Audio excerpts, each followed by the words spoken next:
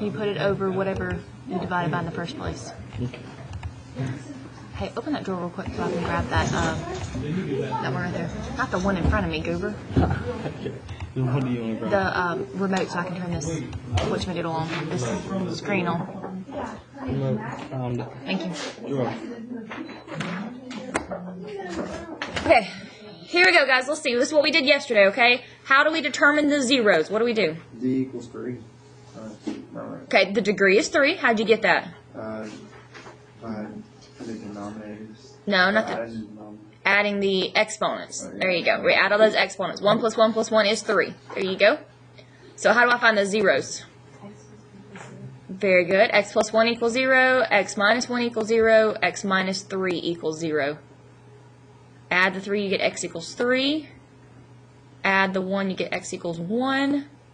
Subtract the 1, and you get x equals negative 1, okay? I have a question. Yeah. So, like, pretty much it's all just opposites for real. Well, yeah, because you got, well, when you set it equal to 0, there's nothing to add it to, so yeah, it is just the opposite. So, like... You certainly can just say x equals negative 1. Okay, X so equals we 1. don't show the word, like, we're not going to... No, I'm just showing it because some people still need it. Okay. Okay, what about number 9? What's the degree on number 9 when it's written like this? 4. It's 4. It's just the biggest exponent when it's written like that, okay? Alright, but the only thing is you can't find the zeros until it's factored. So what do you notice about all 3 of them? By x. Well, more than x. X squared. There you go. So what's that leave me with when I take out an x squared? What's the first one? X squared. What's the second one? 6x. What's the last one? 8. You still haven't finished factoring because this right here can be factored. What's it factor as? You have to get the whatever they're called. Yeah, factors at 8. Yeah, but what are they? 4 and 2 positive. There you go. All right, so then x squared equals 0. You square root that, and it's just x equals 0. And then, Blake, if you want to, you can just say minus 2 and minus 4. All right, cool. I believe in Yes, that. ma'am. If we skipped the first factoring step, is that okay? And we just went to the x squared parentheses x plus 2. If you can do that, you go on with your bad self if you can do that. Are we ever going to do that stuff? What stuff? This stuff? That's what we're doing right now. I'm not like, We just learned this yesterday. oh, dang, I wasn't. This is just a review, basically, for your test. Is what your bell ringer is this week. Wait, so this is on our test? Yeah, it's the last thing we I learned. don't know what this is. We just learned this yesterday. All right, so look. Do you see how this is already factored out for you? Yes, I know. When it's already factored out, you add all those exponents, which is why I got a degree of 3. Oh, because it was only 1 for each? Yes. Okay. The degree is going to come into play next week when we start new stuff, when we start graphing. So I don't really need to worry about that as much? Yes, you do. I do? Yes, because you have to know how to do all this for next week. All right, when it's written like this or written like this, you see how these are standard forms? You just look at the biggest exponent, which in this case is 4. What is it in this case? 3. It's all right. All right, here we go, number 10. So Tyler just told us and Jacob just told us that our degree was 3. So how do I factor this? How many? Mm-mm. X. No, this one doesn't have an x. Oh, How many terms are there? 3. There are 4 terms. So what do you do when there's 4 terms? You group. Whoever said that, very good. Y'all have to know how to factor, guys. It's not going away.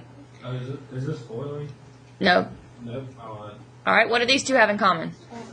X squared, which leaves me with x minus 2. What do these two have in common? 4 and 8. Plus 4. Very good. So that leaves me with x minus 2. So that'll be x minus 2 and x squared plus 4. All right, now, Blake, on this one, you might want to set one of this one equal to 0, okay? Because that one's a little tricky. I'm going to be x minus 2 squared. And just 2 of them. Nope. Is there a video on this stuff? Yeah, we just did it yesterday. It's pretty easy, though. Okay, so let's look at this. You ready? I'm going to subtract that 4 over, right? So I get x squared equals negative 4. Y'all okay so far? Then how do I get rid of the square? Square root it. Ooh, what's the square root of 4? Negative 4. 4 or 2i. I think it's Plus and minus 2i. Very good, Tyler. 2i. When you take the square root of a negative, it's I. Are y'all okay? Yes, no, maybe? Yeah. It's Gucci. If we're not, we probably should find a piece of paper and try reworking these again, because this is going to be on your test tomorrow, okay? All right, now look, listen up real quick. You got a test tomorrow. I'm not going to be here tomorrow. I'm leaving around lunch today. So I have already highlighted your name if you are allowed to take the test. If you are not allowed to take the test, that means you still haven't taken your test from last time, or you still haven't taken your 5-1 and 5-2 quizzes, okay? You got to have everything done before you can take the test. So I'm going to call out your name so you know who you are if you can take the test. And if I don't call out your name, that means you got a quiz to take. A couple of you have already made plans to come see me third period so I can mark you off. Y'all, does that make sense to everybody? Anybody lost? Okay, so grab your study guides. Grab your study guides. And you should be working on reviewing for your test. This is your last chance. I'm not going to be here in the morning to help you. So if you got any questions, you're going to have to ask me now, okay?